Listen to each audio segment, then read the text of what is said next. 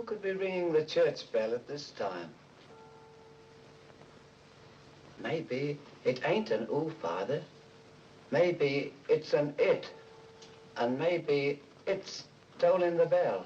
Oh, there's no such things as ghosts and monsters. Haven't I made that clear to you? Something tore the throats out of Charlie Rousseau's sheep, and that something didn't leave any tracks. Andy Trent here saw a weird glow moving across the marshes last night, and this morning he found 2 of his sheep dead. Their throats torn open.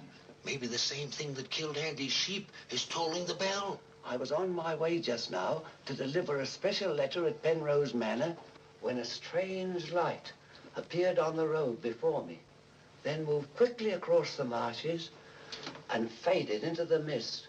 I turned the cart around and hurried back here. It's not real. First the light, and now the bell. There's a very sound and logical reason for the bell tolling at this time, and I'm going to find out what it is. You can drive me to the church pots. The letter can wait. No hurry. Nothing will harm you if you're with the priest. Is that true, Father? Ah, what you need is more faith and less imagination. Come along.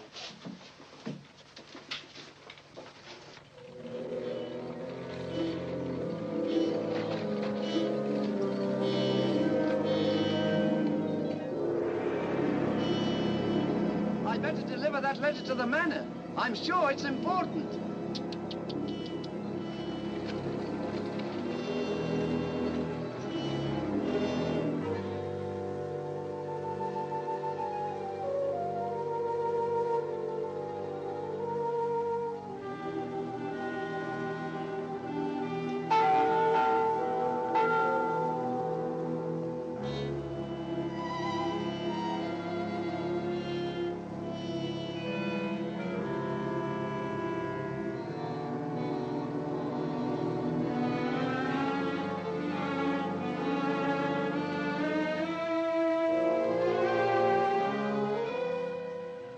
Goodness, that bell has stopped. Odd. It's tolling at this time of night. I don't like it. What with this phantom roaming the marshes? I saw it again tonight. Who would that be?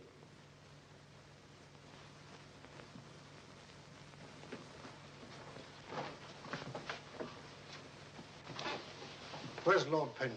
He's gone to Quebec. Get him on the phone immediately. What's happened, Father? Lady Penrose, dead, clutching the bell rope, tolling for help. It was dreadful. Her ladyship. Call Sergeant Thompson at the police station. Ask him to come to the church immediately. Come with me, Potts. I'll need you. Yes, Father.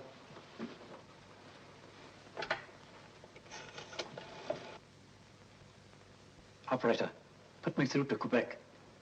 Lord William Penrose. Yes, he's addressing a meeting of the Royal Canadian Occult Society at a Quebec hotel. It's urgent, sir. Page? Yes, sir? Lord Penrose. Lamont Rouge is on the telephone. It's urgent. It's in the gold room. Yes, sir.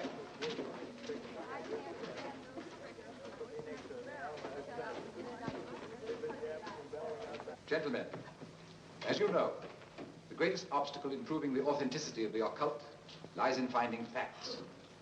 However, if the facts are there, even the most hardened skeptic, provided it has an open mind, must finally acknowledge the actual existence of the supernatural. Do you admit that, Mr. Holmes? Facts are always convincing, Lord Penrose. It's the conclusions drawn from facts that are frequently in error. Yes, in the case of the Hound of the Baskervilles, as well as in the adventure of the Sussex Vampire, we found Watson, please. Oh, sorry. Well, gentlemen, this time I have facts. Cold facts. Many years ago, 100 to be exact, an apparition appeared at night in the village now called La Mort Rouge. The following morning, 3 people were found dead, their throats torn out, hence the town's rather grim name. Interesting, yes. But facts, no. I hardly think the tales of superstitious peasants can be considered... I haven't finished, Mr. Holmes. La Mort Rouge has again been the scene of these strange and unexplainable occurrences. Unexplainable, that is, from your point of view. Several of our most responsible citizens have actually seen the strange apparition on the marshes at night. And next morning, sheep were discovered... with their throats torn out and no traces of the killer anywhere to be found. Oh, you read about it in the papers. Oh, as a matter of fact, I haven't. It was merely a deduction. A rather obvious one, I'm afraid. Deductions are a weakness of mine, as Dr. Watson can tell you. Would you believe it? Holmes can... Well, those are facts, Mr. Holmes. Ignore them if you can. But it's very urgent, sir. Very well. Go ahead. Thank you.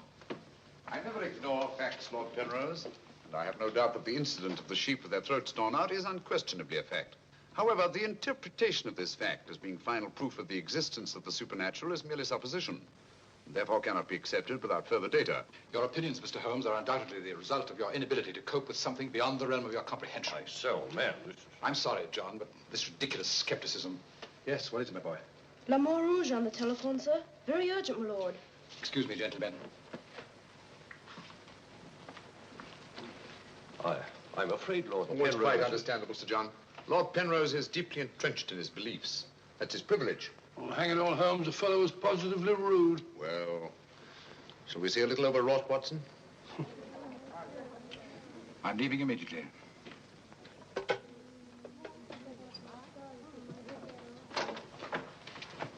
Order my card, Watson. Hurry. Yes, sir?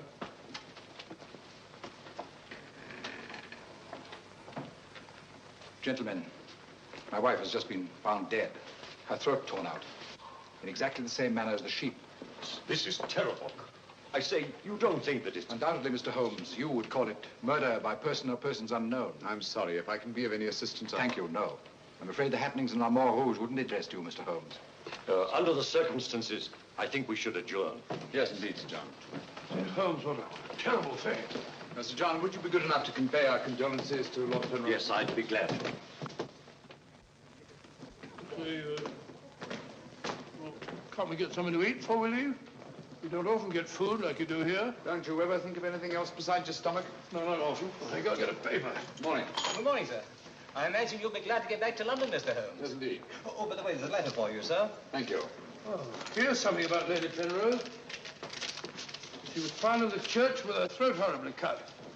Evidently dragged herself from the marshes nearby and tried to summon help with a bell rope. What's it?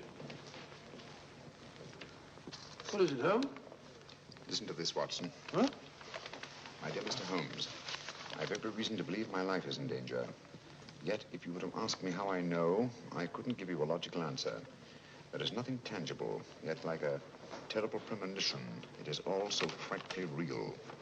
I heard of your being in Quebec, and I'm turning to you, a stranger, and asking your help in the frantic hope that you'll not fail me. Oh, who's it from? It's signed Lillian Penrose. Lady Penrose?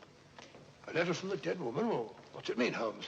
I should say that Lady Penrose lived in fear of her life. Some secret hidden in her past, in all probability. Oh, perhaps it isn't as simple as that. What if Penrose is right? I'm glad we're going back to London. Things like that can't happen in Baker Street. More's the pity, Watson. Huh? Do you know a village by the name of La Montrouge? Yes, sir. It's about 12 miles from here, up towards the falls. Thank you. Great Scott, Holmes. You mean you're going to take on the case? Quite. Telephone the airport and cancel our reservations, will you? Certainly, sir. Consider, Watson, the irony, the tragic irony. We've accepted a commission from the victim to find her murderer. For the first time, we've been retained by a corpse.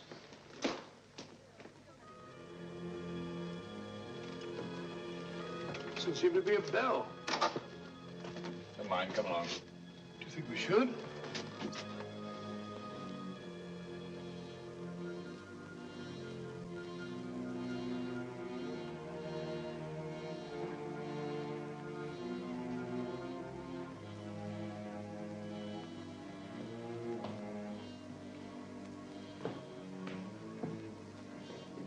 What a cold, cheerless-looking room.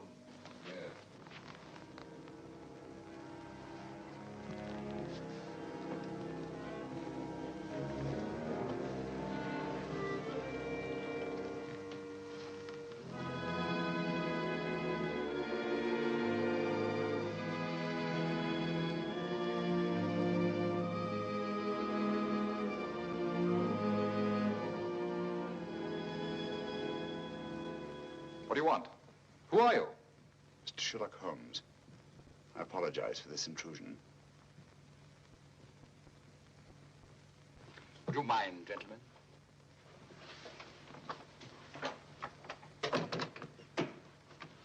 Mr. Holmes, is it your custom to burst into people's houses without ringing the bell? We couldn't find the bell, sir. If you've come here to use the death of my wife to prove your theories, I must ask you to leave. Penrose, I received this letter from Lady Penrose this morning.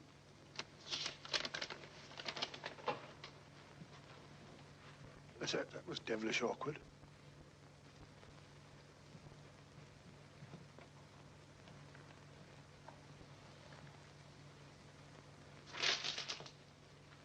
I'm afraid you're a little late, Mr. Holmes. My wife's dead. And I've come here to find her murderer. You might have saved yourself the trouble.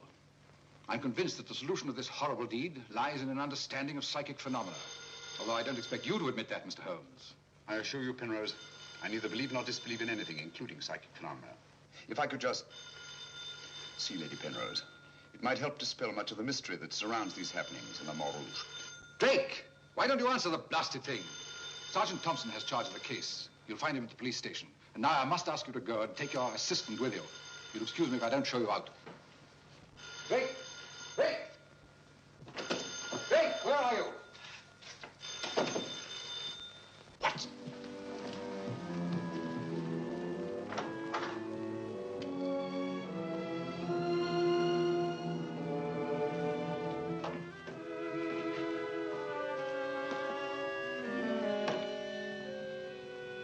Holmes, I've seen her before.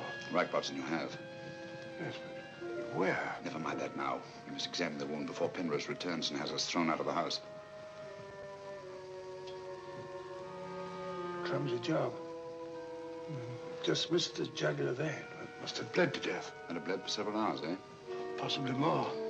Long enough for Penrose to leave Le Montrouge and reach Quebec in time for the meeting? Holmes, you don't suspect I Penrose? suspect nobody, Watson. I was just asking a question. I beg your pardon, gentlemen. There is another who desired the death of her ladyship. I saw it last night in the fields, moving in and out of the shadows. You're the butler, aren't you? I was the butler.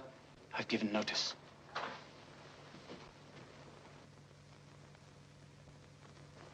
Drake! Get out. Get out of this.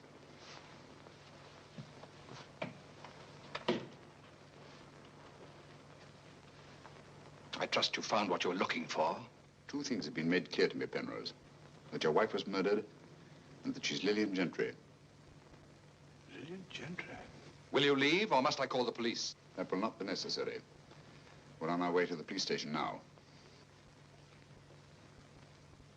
The wounds found on Lady Penrose's throat are identical with those found on the throats of the dead sheep. Now, I'm not a superstitious man, Mr. Holmes, but I don't know of any weapon capable of inflicting such wounds, except an animal's claw. Of course, it could be done by a five-pronged garden weeder. Not that garden weeder, Mr. Holmes. That's mine. I use it to weed the garden at the back of the jail. I'm inclined to agree with the Sergeant, Holmes. A weapon such as that would have severed the jugular vein, and death would have followed immediately.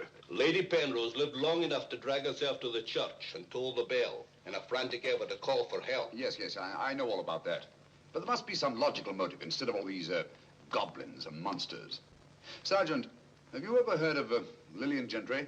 No, I can't say that I have, Mr. Holmes. She was a famous actress who came to America some time ago. She appeared for many years in the United States and Canada. Then suddenly she disappeared. Her disappearance was never explained, and she was soon forgotten. But what's the connection between Lillian Gentry's disappearance and the death of Lady Penrose? Lillian Gentry and Lady Penrose are one and the same person. The same person? Precisely. One more question, Sergeant. Do your files show anyone with a prison record living in La Montrouge? No, Mr. Holmes. The only person having any connection with a prison is Emile Journet. He came here 2 years ago with his daughter and bought the hotel. He was a guard at Talon Prison. Thank you, Sergeant. I hear there are a lot of prairie chicken in these parts. I'd like to have a bag of them someday. I think that can be arranged, though. Yes, we can stop over at the farmyard and you can shoot all the chickens you want. That's all very funny, Holmes. Here you are, old fellow. We're going to engage rooms at Monsieur Journet's hotel. Landlord! I say landlord! Place seems deserted. Won't be for long if you bellow like that. Landlord! Oh, sorry, Holmes. Got to try and make summer. Yes, monsieur. My dear, have you got a room for us? Yes, monsieur. Good. Sign here, please. I'll sign for us both. Well, thank you. You seem very young to be in charge here. Yes, monsieur.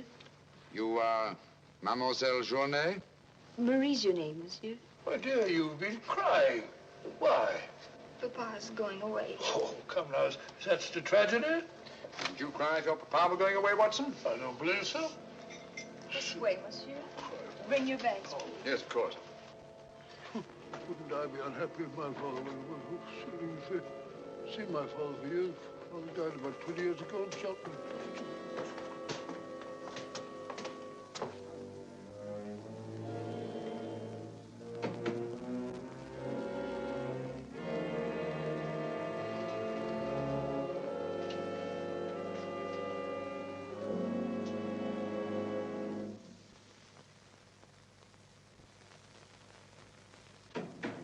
Some talk of Alexander, some of Hercules, of Hector and Lysander, such great names as these. Bills. That's the way it goes, Emil. It costs money to be born, and it costs money to die. Do you know who that was in the car? It was Sherlock Holmes. He's here now. What do you think he'll find? Ghosts and monsters. What else is there for him to find? There's nothing. I don't know. You're afraid, Emil. Of course I am, and so are you. Who isn't? Why should Sherlock Holmes come here? To investigate the death of Lady Penrose. What else? I'm afraid Mr. Holmes will return to London a sadder, but a wiser man. Why'd you say that? Well, you can't arrest ghosts and monsters, can you now? Well, I'm on my way. The mail must be delivered. Some talk of Hercules, some of Hercules. That's better. This room gives me the creeps. It is very seldom used, monsieur. It isn't often that strangers come to Le Mort Rouge, and when they do, they never stay. I can't say that I blame them. Will your father be away for long? I don't know, monsieur. When is he leaving? I don't know. Marie! If you need anything, just ring, monsieur. That girl's frightened, Holmes. Obviously. She made the mistake of telling us that her father was leaving. Huh? You don't think that Journay... Suppose we have a little talk to Monsieur Journay. It might prove illuminating. Didn't I tell you not to answer any questions? Yes. Didn't I tell you to keep a silent tongue in your mouth? Yes, Papa. So you told them I was going away? Yes, Papa. That'll teach you to keep your mouth shut. Monsieur Journay, just why are you leaving La Mort Rouge at this particular time? I'm not leaving. What gave you the idea that I was? Your daughter? My daughter's mistaken. I merely said that I would like to go away. I've just been teaching her the difference. Yes, so I observed. I can't say that I approve of your method, sir. I'll ask you to mind your own business. Run along, dear. Oh, there, my dear. Disgraceful, hitting a child. Monsieur Journay is quite right. It's none of our business. Monsieur Journay, what do you know of the death of Lady Penrose? Only what everyone in the village knows, that she was killed by the monster. You've seen this monster? No, but who else could have done this terrible thing? Sheep have been killed, their throats torn out. You were a jailer at Talon Prison, weren't you? Oh, yes, monsieur. Why did you decide to come to La Mort Rouge? Well, I always wanted to own a hotel, and I heard this one was for sale, so I bought it. That was 2 years ago. Yes. I believe it was about the time the monster made his reappearance, wasn't it? Do you suspect me of being the monster, Mr. Holmes? No. I was just remarking a coincidence. I thought you didn't believe in those things, Holmes. Quite right, Watson, I don't. At least, not in the supernatural variety. Not the werewolf who bites into his victim's throat with his teeth. But, a monster who uses for his weapon of death a 5-pronged garden weeder, yes, that's a little more in my line. I don't know what you mean. I mean that this monster's been recreated and used as a screen behind which to commit a horrible crime. Whoever did it felt certain that no suspicion could possibly fall on him. But my unexpected arrival upset his plans. Very possibly he became frightened, decided to run away. You're right, monsieur. I was running away. But not for the reason you think, but in fear of my life. And who would want to kill you? I don't know. It's like some terrible premonition. But it's so real. The very word, it's in Lady Penrose's letter. Yes. That still doesn't explain this garden weeder. I swear to you, I know nothing about its being here. Haven't we better send for that fellow, Sergeant Thompson? No, Watson, that won't be necessary. Monsieur Journet knows as well as we do that you can't run away from yourself. Oh, would you be so good as to return this to Sergeant Thompson, monsieur? I took it away quite by accident.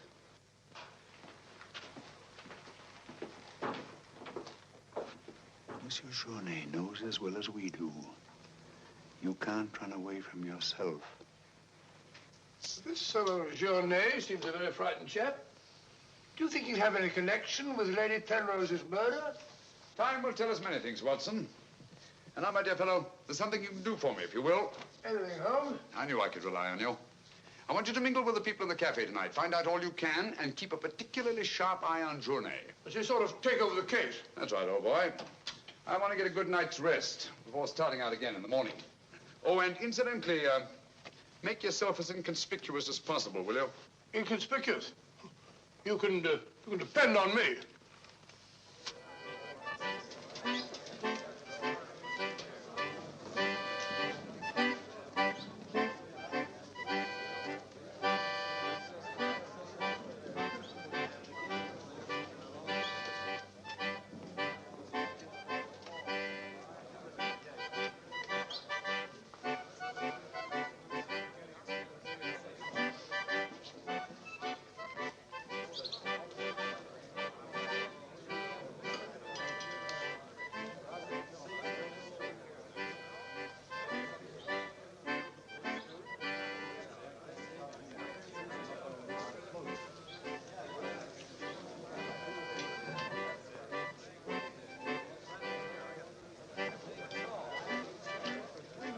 Thank you, my dear.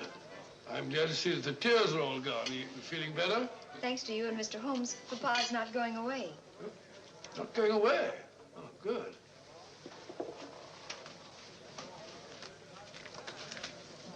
Journet not going away. There are many phases of the supernatural, Mr. Drake. Witchcraft, vampires, werewolves, ghosts, monsters. You'll find them all in the history of crime. So I say to myself, Potts, this is the handiwork of the supernatural.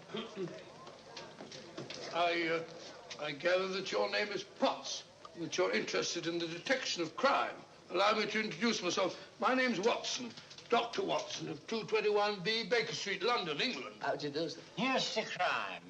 Bigger and better crime. I deduce, my good man, that you're somewhat drunk. Yeah. Sharp he is. Sharp as a tack. And just as flat-headed. You might also deduce that I'm leaving this place. Getting out. As soon as the bus I'm waiting for hoots its hooter. I believe they say honks its hooter in these parts. Hoots to me, honk to you. Hoot, hoot. My dear fellow, I don't care two hoots whether it's hoot or honk. Oh, that's my bus, gentlemen. I just heard it hoot its hooter distinctly. If you solve this case, let me know. Personally, I'm betting on the monster. You take my advice, Patsy. Get out of this place before they find you with your throat cut.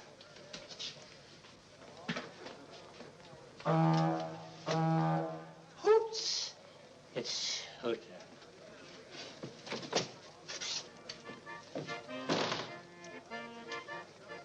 Nervous? Well, the thought of having your throat torn out by some monster isn't likely to make you very gay, Dr. Watson. No, indeed. Some of Monsieur Journet's excellent wine will soon remedy that. Marie, would you bring a bottle of this excellent wine for my friend here? Yes, monsieur. Mr. Potts, as a student of the occult, supposing you give me your theory of this murder. You like this wine? Oh, but Dr. Watson, I never drink anything stronger than milk. Teetotaler? No, hiccups. Every time I drink alcohol, I have hiccups. Sorry.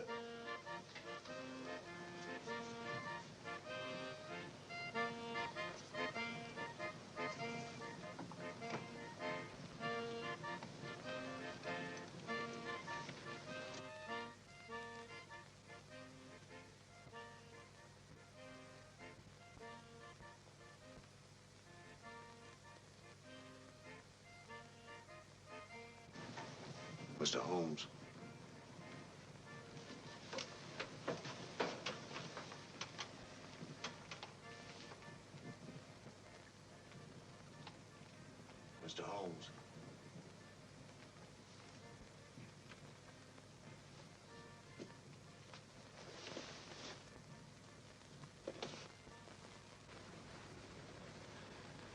This circle is where the murder actually occurred. Yes, Mr. Holmes.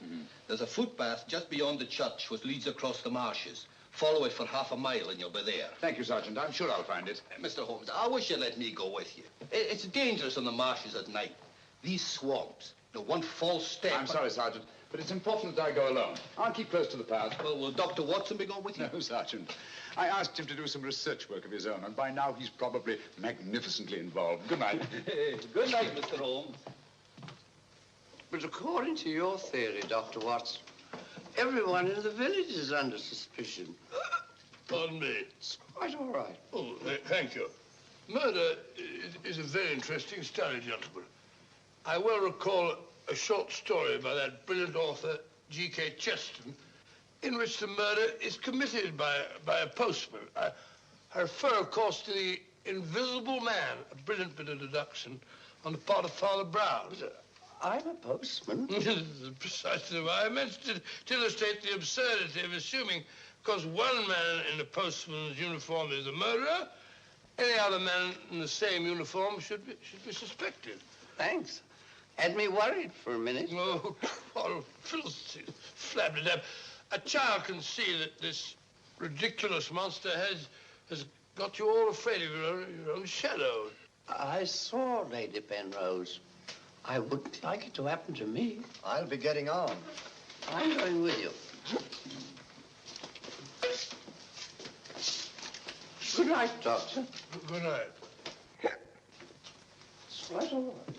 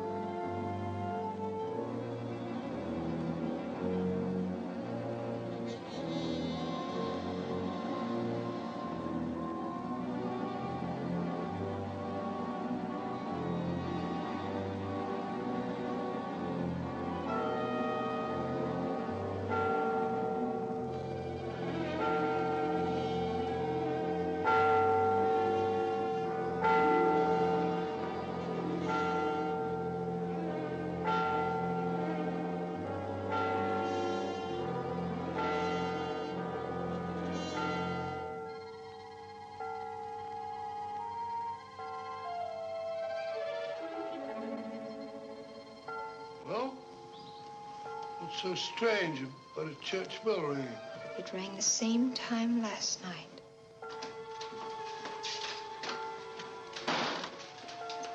Excuse me, Dr. Watson. Can you tell me if Mr. Holmes is armed? Armed, my dear fellow? Why should he be? He's gone to bed. You're wrong, Doctor. He went out in the marshes alone. I tried to go with him, but he refused. But great Scott, if he runs into this monster and he's by himself, he'll get killed.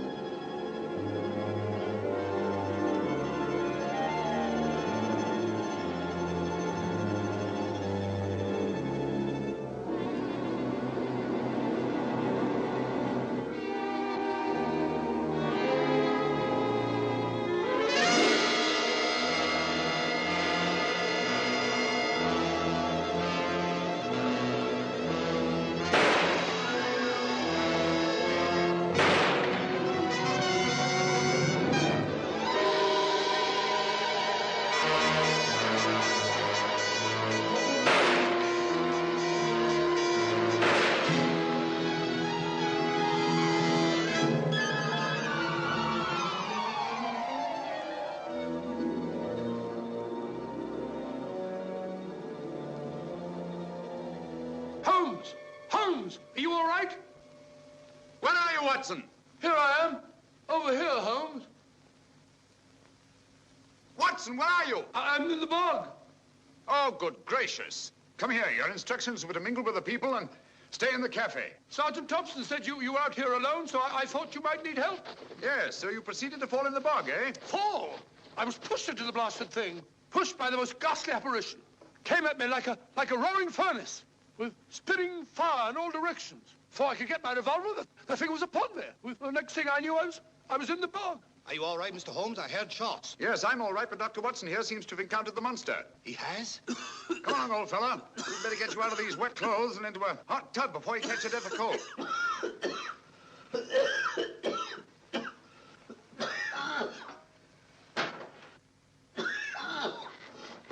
Yeah, you've had enough of that. Drink this. You'll be as fit as a fiddle in the morning. Oh, you had such a bad time. I got a right to share your dangers. Thanks, old fellow. You know, I wasn't sure the villagers weren't right. And if it did turn out to be some sort of supernatural monster, well, why should I involve you? Rubbish. However, I did learn something. I can now state positively that our antagonist is not a phantom. But the thing actually spat flames at me. Oh, just a figment of your imagination. The murderer knew I was out on the marshes, and obviously wanted to frighten me. You frightened me, all right. How do you manage the flames? Merely clothing, treated with phosphorus. When the murderer fled, his shirt caught on a tree, and this piece of cloth was torn off. Come in. I'd like a few words with you, Mr. Holmes. I'll come directly to the point. Hello? What happened to your assistant? I'm not his assistant. If you must know, I was pushed into a boggy hole on the marsh. Pushed? By whom? I don't know. Spat fire at me. My good sir, in spite of Mr. Holmes's theories to the contrary, things have been seen and heard on those marshes that cannot be explained away by the use of logic. If I were you, I'd keep away from them. I'm not so sure. Holmes found... Penrose, for the first time in my long pursuit of crime, I confess that I find myself baffled. I'm a detective. I need tangible clues. And up to now, I admit, I found none. And you won't. I advise you to leave La Mort Rouge. Tonight, you escaped with your life. Next time, you may not be so fortunate. Thank you for your considerate advice, Lord Penrose. Good night, sir. Excuse me. Oh, good night. I don't like that fellow, Holmes. Why do you think he came here? He wanted to find out if we discovered anything. He seemed very pleased when I told him we hadn't. Now, Watson, there are one or two questions I want to ask Sergeant Thompson. You stay here. I have a vitally important job for you. Anything, Holmes? What do you want me to do? Go to bed. Yes, it's cotton fabric. Yeah, take a look. That discoloration, the purple ink must have been spelt on it. Possibly. I should say this cloth was red with blue lines. Probably large checks. Yes, it seems to have been laundered a good many times. The blue lines are almost completely erased. Yes, you can scarcely see them. Good fabric, well woven, with a solid base. Hello, Bill. Hello, Sergeant. Your phone call must have been important. You bring me over this time of the night. It was. This is Mr. Sherlock Holmes. He wants to ask you a few questions. This is Mr. Taylor, the storekeeper, Mr. Holmes. Oh, good evening, Mr. Taylor. Good evening, sir. Have you any shirts of this design? The squares are red and the lines blue. Yes, I have. Can you remember to whom you sold them? I can. I keep them in stock specially for Judge Brisson. He won't have anything else. Judge Brisson, who's he? A retired magistrate. He's a cripple, lives alone with his housekeeper. Have you sold any of these shirts to anyone else? No, sir. They're too expensive for the village and the boatmen. This is the finest material, imported. You say Judge Brisson's a cripple? Yes, he was a magistrate in Quebec. Had a stroke about 2 years ago. That's why he retired and came here to live in La Mort Rouge. Just about the time that Monsieur Journet arrived here.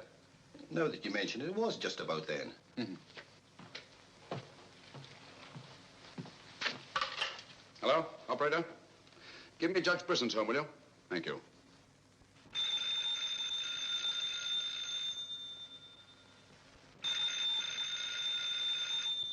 Nora.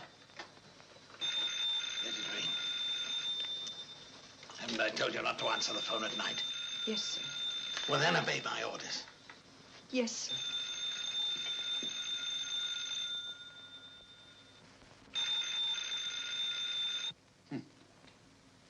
No answer.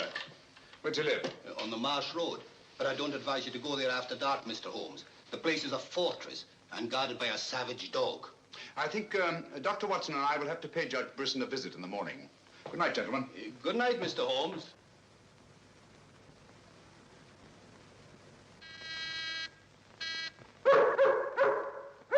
Two locks on the door. One of them new. Yes, I should say that Lady Penrose's death had increased Judge Brisson's terror. Don't like the sound of that dog. No, sounds hungry. Possibly ravenous. Couldn't we come back after he's had his breakfast? I'm sorry, Watson. Our business won't wait. Oh, stop now. Yes, Watson.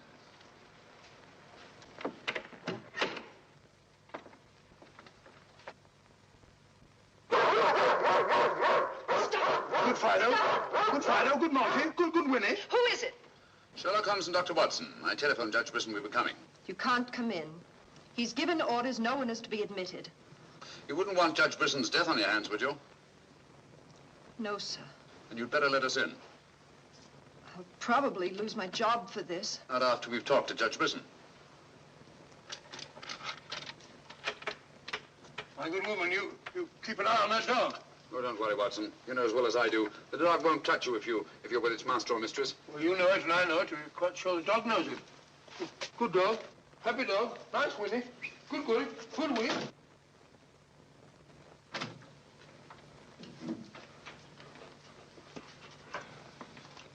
Let me warn you, I'm armed.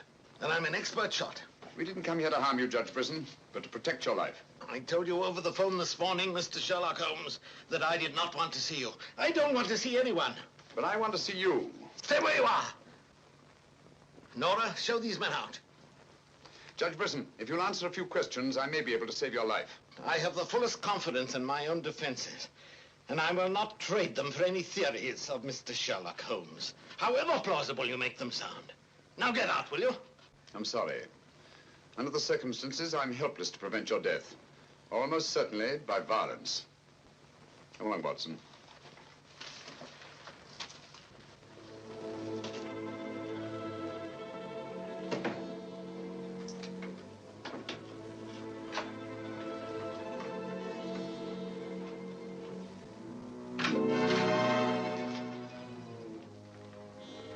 Pardon me. May I trouble you with that envelope?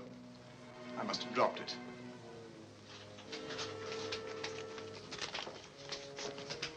Thank you. You're a very clever man, Mr. Holmes. A crude device, Judge Brisson, but it's confirmed my suspicions that you're not the cripple you pretend to be. I'm sorry. But I'm frightened of everything and everybody. Why don't you sit down? You want to get shot, Holmes? Come in, Watson, and close the door. Sit down, old fellow. Judge Brisson has decided not to shoot us. Oh, very kind of him. Gentlemen, this fear is driving me mad.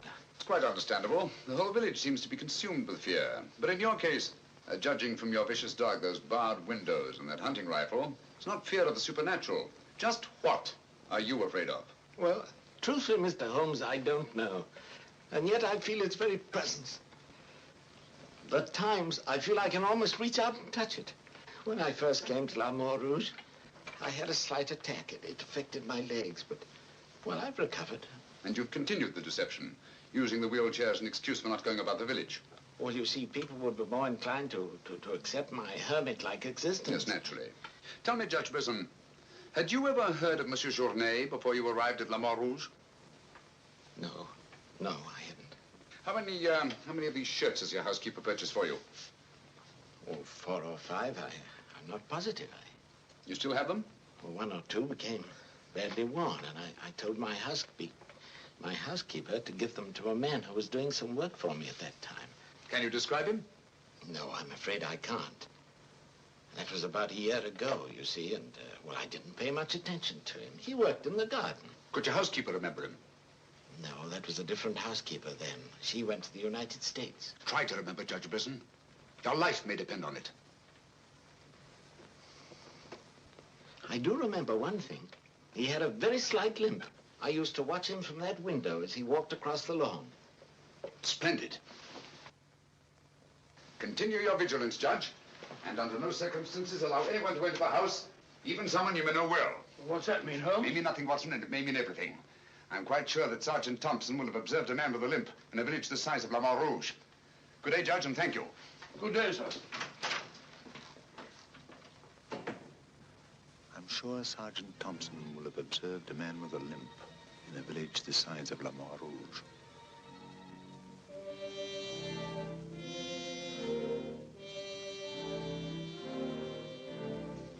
This is what's left of the Delaport Hotel, Mr. Holmes.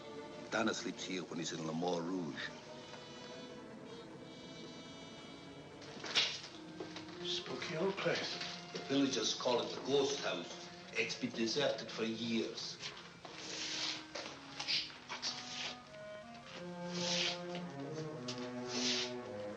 He walks with a limp. A left foot, I think. To the trained ear, Sergeant, footsteps have a characteristic rhythm as identifiable as fingerprints.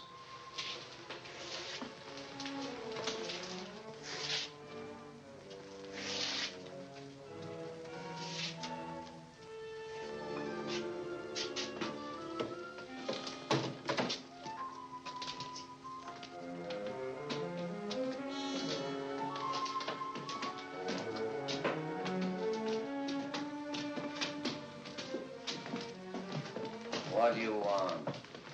Come to have a talk with you, Tanner. I've done nothing. Then you won't mind answering a few questions. What do you want to know? Tell me, Tanner, where were you 2 nights ago? Down the river. And last night? I just got back tonight. You're lying. You can't frighten me.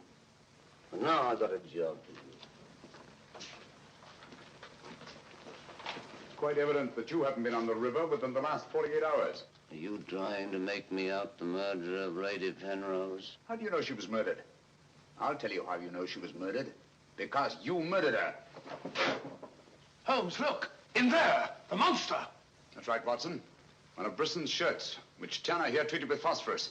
Take him, Sergeant. I'll give you all the evidence later. Look out!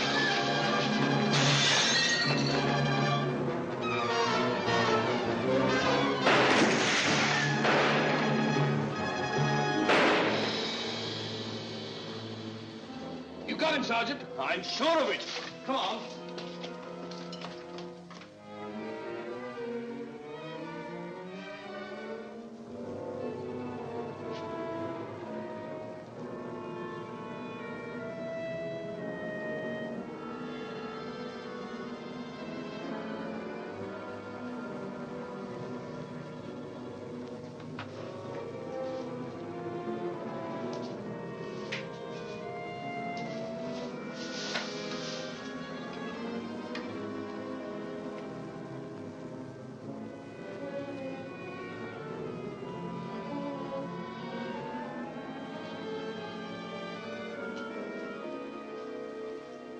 I see no reason why we shouldn't leave for home tomorrow. So much for tomorrow. But for tonight, what do you make of this, Watson? I found it in Tanner's room. Just a photograph? That's right, old boy, just a photograph. You notice anything else about it? Part of it's missing. Bravo, Watson. Now, if we can find the missing half, notice the discoloration of the torn edge, faded signature. The upper half was torn off sometime within the last year, I should say. Why all this fuss about an old photograph? Watson, have you ever stopped to think that the science of detection is very much like stringing a handful of beads? I can't say I have. Well, it is. And in this particular case, you might say that I have 5 beads. Journée, Brisson, Tanner, Lord and Lady Penrose. So far, I haven't had any thread to string them together. This, gentlemen, is our thread.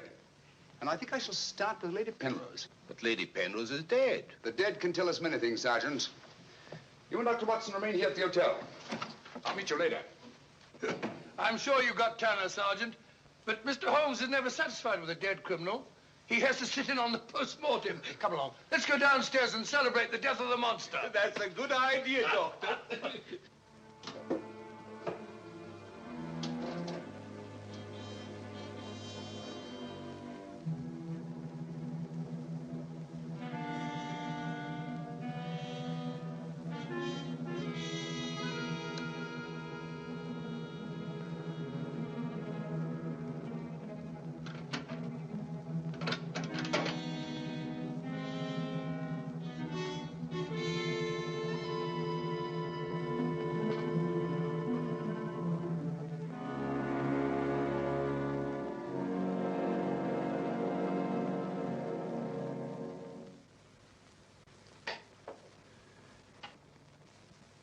So the great Sherlock Holmes becomes a common thief. You realize, of course, that I might have shot you. I knew that you'd refuse to see me, so naturally I had to take that chance. Tell me, who is Alistair Ramson? What has he to do with your being here? Perhaps this will explain. Found the lower half in a room occupied by a boatman named Tanner. The upper half was in Lady Penrose's safety box. Alistair Ramson murdered a fellow actor in my wife's company. He was sentenced to life imprisonment. The whole thing was a great shock to her. So she retired from the stage and you married her shortly after? Yes. Where and when was this murder committed? In Quebec, 5 years ago. Ramson was shot 3 years later trying to escape from Talon prison. His body disappeared in the St. Lawrence. Was it ever recovered? I don't believe so. Penrose, Alistair Ramson and Tanner are one and the same person. What? It was he who sent the upper half of that photograph to your wife as a warning. What could my wife have in common with a murderer? Yet he killed her. He killed her? Yes. The monster was none other than Tanner himself. We found a shirt impregnated with phosphorus in his room. Tonight, when we faced him with the evidence of his crime, he bolted and jumped out of the window into the river. Sergeant Thompson fired a couple of shots at him. He's dead? In a way, yes. I don't understand. Tanner is dead only because he was discovered, and had therefore outlived his usefulness to his creator. But I'm afraid that Alistair Ramson, the actor, who created and played the part of Tanner, is very much alive. But surely, now that you know who the murderer is, the police... It's not quite as simple as that. During the time he's lived here, Ramson has undoubtedly established another character for himself, perhaps several others, who are by now familiar to the people of the town of Le Mans Rouge and quite above suspicion. He could be almost anyone in the village. He may even have been your butler, Drake. This is fantastic. Yes. Yet Lady Penrose's death is only the beginning. There's no saying where this madman will strike next. Tell me, is there anyone else in Le Mans Rouge who may have been connected in any way with the case of Alistair Ramson? Judge Brisson was the magistrate who tried and sentenced him.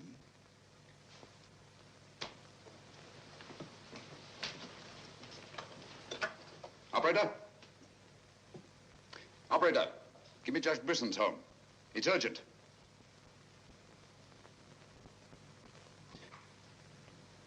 Judge Brisson, this is Sherlock Holmes. Oh, yes, Mr. Holmes. Oh, I'm quite all right, thank you. I've chained up the dog, as you asked. As I asked? I haven't telephoned you before. Somebody's obviously imitated my voice in order to gain access to the house. Well, certainly, Mr. Holmes. I'll lock all the doors and await your arrival. Yes.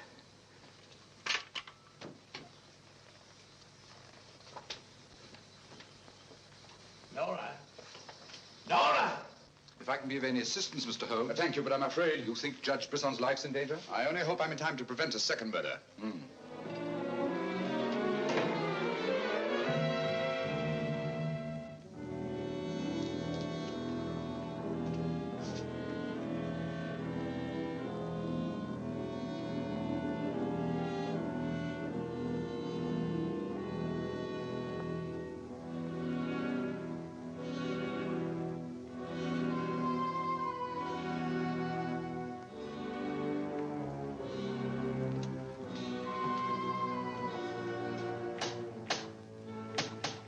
That's Mr. Holmes. Show him in.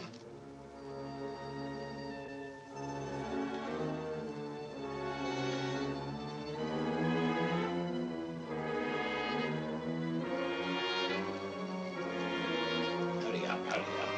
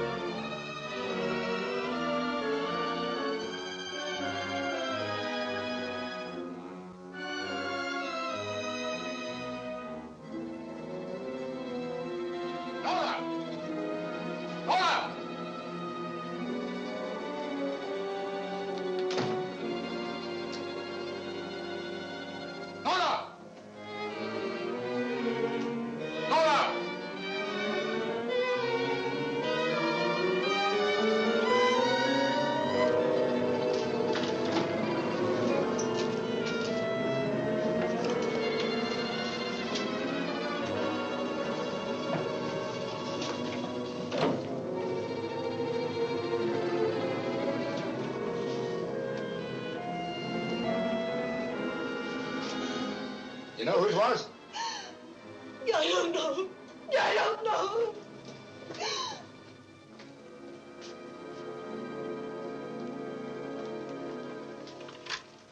Hello? Operator, Monsieur Journet's cafe. I want to speak to Sergeant Thompson. It's urgent.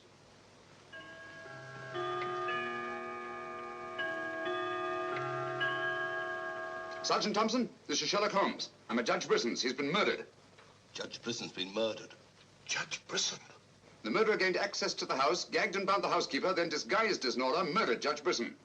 I'm returning to the old Delaporte Hotel on the chance that he'll go there to change his clothes and assume another disguise. Ask Dr. Watson to meet me there as quickly as he can, will you? You'd better come here at once and take charge. Right.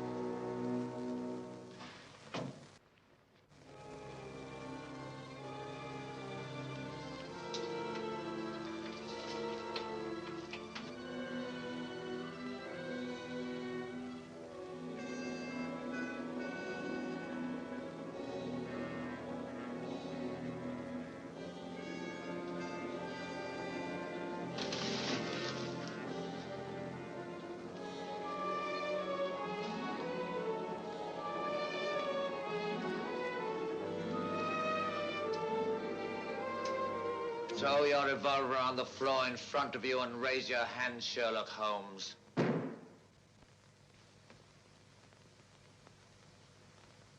I should have thought you would have felt more at home in the spotlight. I see you finally identified me. You know, Jack Tanner and Nora, the housekeeper, were brilliant. You should really take a bow. It's too bad you appeared on the scene when you did, and I had to ring down the curtain on the monster. Your recreation of the monster of La Mort Rouge as a means of murder must have given you great satisfaction. Why did you kill Lady Penrose? I see no reason why I shouldn't tell you. I couldn't bear the thought of another man possessing her. And Judge Brisson? During the trial, I grew to hate him. And when he sentenced me to prison, I vowed that someday I would escape and kill him. I see. Obviously, you planned still another murder. Otherwise, you'd have returned to the safety of your first disguise and defied me to find you. You're right. I am. There were 3 people in my life who had no right to live. 2 have already died. The 3rd remains. Tonight, I shall kill him.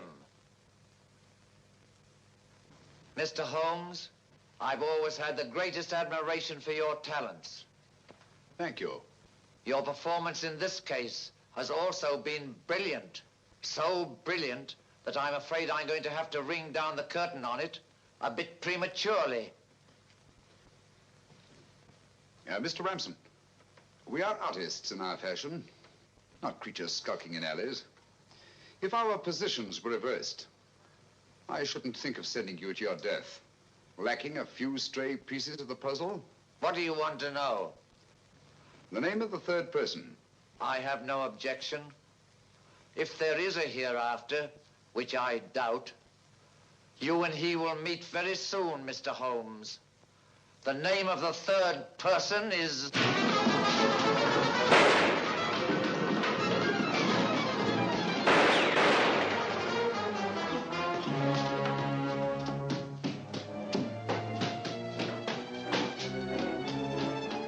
Coming, Holmes! Look out, Watson!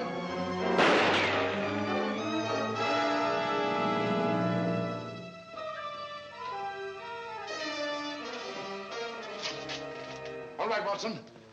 Where is he, Holmes? He's gone. Thank heavens you're safe. Thank heaven you came and you did. There it is, Watson. Look out.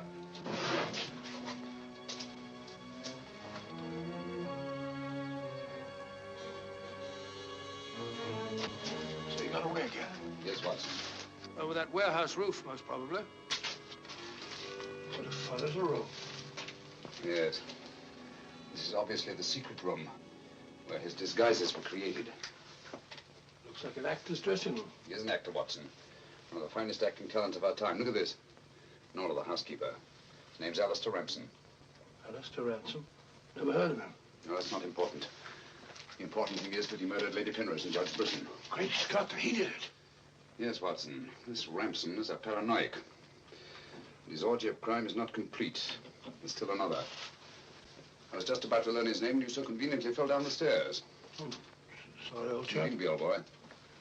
You saved my life. Look at this, Watson. Tanner. Tanner? Where do you think he'll strike next? Obviously, Journet is to be his third victim. Journet? Yes, Watson. As in the cases of Lady Penrose and Judge Brisson, Journet also felt his presence. But in each case, it was vague and unexplainable. Well, what connection can he have with Judge Brisson or Lady Penrose? Journet was a guard at Talon Prison, where Alistair Ramsden was confined. He's the third person against whom the murderer holds a grievance. Now he's disappeared. Journet disappeared? Well, so Marie told us in the cafe? Watson, Journet's disappearance can mean only one thing. He's in hiding. Our job is to find him before Ransom does. Journet is the only man who can lead us to the murderer. We'd better have a talk with little Marie. Raise your voice and sing along, sing till the echoes ring. Don't ever let a single soul worry about anything. Find what you make it so you can make it what you will. Never be weary, ever be cheery. Hello, Potts. Have you seen Marie? No. Have you seen her? No, can't say I have.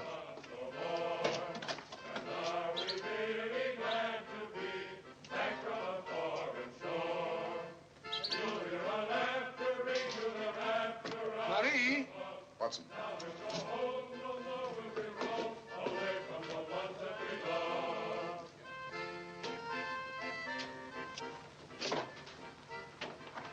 What is it, Holmes? I'm afraid we're too late. Marie.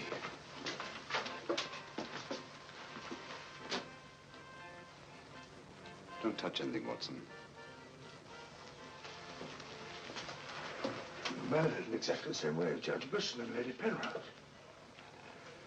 Poor innocent little child. I should have prevented this. Nonsense, my dear chap. You did everything possible.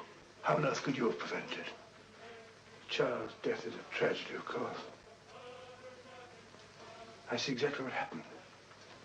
She was standing here by the desk, and the murderer came in by that door. He came in through that door, but Marie was not in the room. She alone, of all people in the cafe, saw Ramsden enter this office. It was someone she knew well. Someone who might have a message from her father. So she followed him here. And when she refused to tell him where her father had gone, he killed her. Ramsden already knew that Journey had disappeared, but he didn't know where. When he questioned her, she became suspicious, and it was then that he killed her. Telephone Sergeant Thompson, will you? And he's at Judge Brisson's. Ask him to come here at once. And see that no one leaves the cafe until he gets here. The murderer may be among them.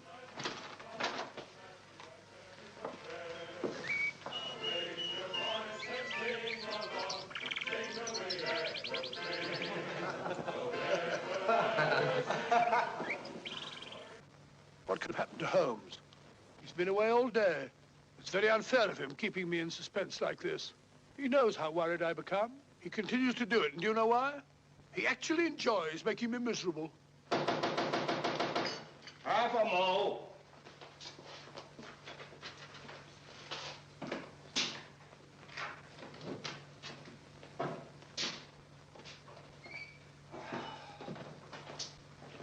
No good, Watson. It won't work. What won't work?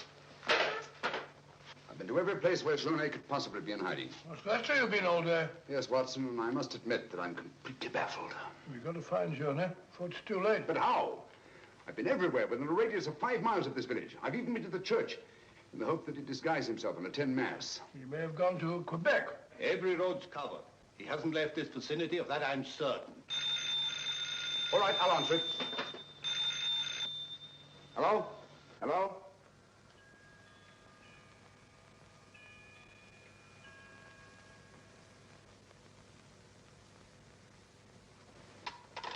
Who was it, Holmes?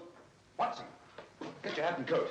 You're very rude, Holmes. You leave me all day long with that very dull inspector. I ask you a perfect polite question, and all you say is, Watson, get your hat and coat. We're going to find Journey. Sergeant, you wait here till I call. Watson, do this. Watson, do that. Watson, get your hat and coat. Watson, do that. Watson, Brisson's house. Watson, this, Watson. It's my opinion that Judge Brisson's house is the last place that you'll find Journey. Put yourself in Journey's position, Watson. Where's the most likely place that Rathbone would look for you? Certainly not in the very house in which he's just killed one of his victims.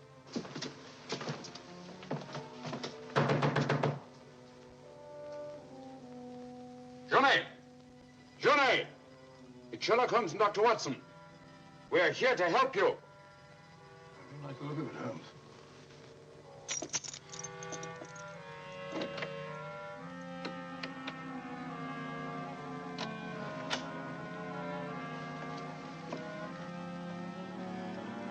Holmes! Holmes! Where are you? Here I am, Watson.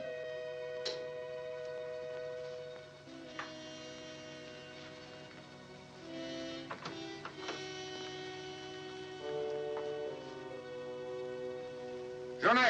What do you want? We've come to help you. How did you know I was here? When you called your hotel just now, I answered the telephone. The chimes of Brisson's clock here merely confirmed what I already knew. You must return with me to the cafe at once. I'm not leaving this house. The murderer's waiting out there in the marshes to kill me the moment I leave here. Naturally, but first he must have the opportunity. If you return to the cafe, he'll have that opportunity. It's the only way we have to apprehend the murderer. What if I refuse? Journey, what I have to say to you is not going to be easy. Marie... What? Murdered. Now you know why you must return. This fiend must be brought to justice. Justice? This monster kills my poor innocent child, and you talk of bringing him to justice. Will that compensate me for the death of Marie? If it's the last thing I do, I'll kill him with my own hands. You can't take the law into your own hands. Once you've returned to the hotel, he'll make an attempt on your life. Then we'll get him. How will we know who he is? We already know. It's his disguise that we haven't penetrated. Who is he? Alistair Ramson. Recognize the name? He attempted to escape from Talon prison when I was a guard there. Journey, if you don't want to remain in hiding for the rest of your life, you must return to the hotel and help me to put an end to this monster for all time. Come. Let's go. Good. Put an end to him. How are you going to do that, Holmes? I'll tell you both about it on the way to the hotel. So you're really leaving, Doctor? Yes, Sergeant. Gentlemen, Mr. Sherlock Holmes and I are leaving immediately for London. It's extremely regrettable that the murderer has escaped us, but all our cases cannot be crowned with success. I'm extremely sorry, gentlemen. Have you no idea where this fiend has gone? Mr. Holmes is of the opinion that he's escaped across the border to the United States. It may be years before we can trace him, if ever. Oh, Jenny, just a minute. Our bill, please. Bill? Yes, Mr. Sherlock Holmes and I are leaving immediately. Oh, I'm sorry, Dr. Watson. I'm just on my way to the church to offer a prayer for Marie. I'll forward your bill to you. Yes, of course, my dear fellow. I understand. We leave our address at the desk. Goodbye, Mr. Potts. It's been a great pleasure knowing a man of your intelligence. Thank you, Dr. Watson. It has been most stimulating talking to one of your vast experience. Oh, thank you. Let's hope that we shall meet again someday and continue our little chats on crime. It would be most exciting. Oh, by the way, Mr. Holmes would like to see you for a minute in his room. Yes. I'll show you where it is. It's the second room on the right up there. Thanks. Emile, it's me, Potts. Do you mind if I walk part of the way with you? It's a bit frightening out here. It's these marshes. This is almost the very spot where Lady Penrose was attacked. 3 deaths in 3 days. It's a pity Marie had to be killed. She was such a sweet child. 3 deaths in 3 days. And still one more to be accounted for. You were frightened, Emile. It's strange to see you showing fear. The man I hated at Talon prison. Ramson!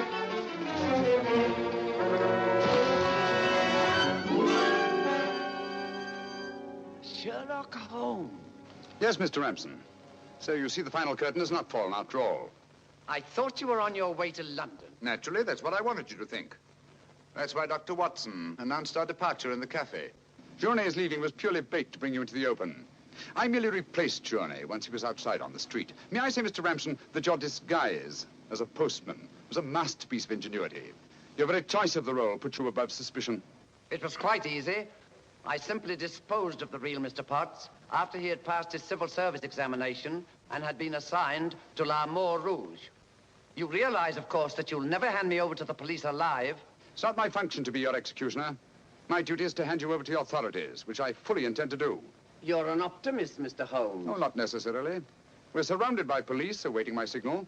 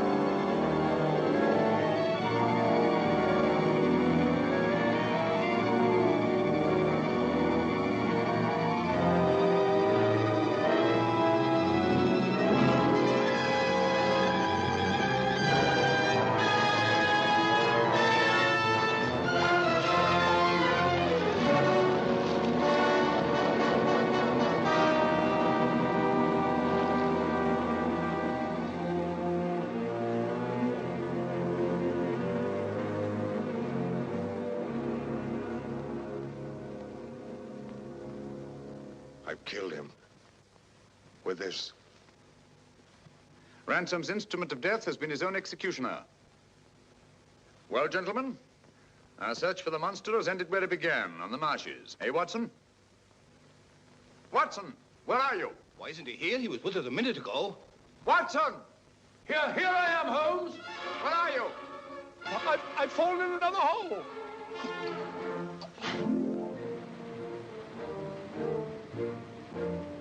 I should like to have seen a bit more of Canada before we sailed, Holmes. So should I, Watson. Canada. The linchpin of the English-speaking world, whose relations of friendly intimacy with the United States on the one hand, and their unswerving fidelity to the British Commonwealth and the motherland on the other. Canada. The link that joins together these great branches of the human family. Churchill say that? Yes, Watson, Churchill.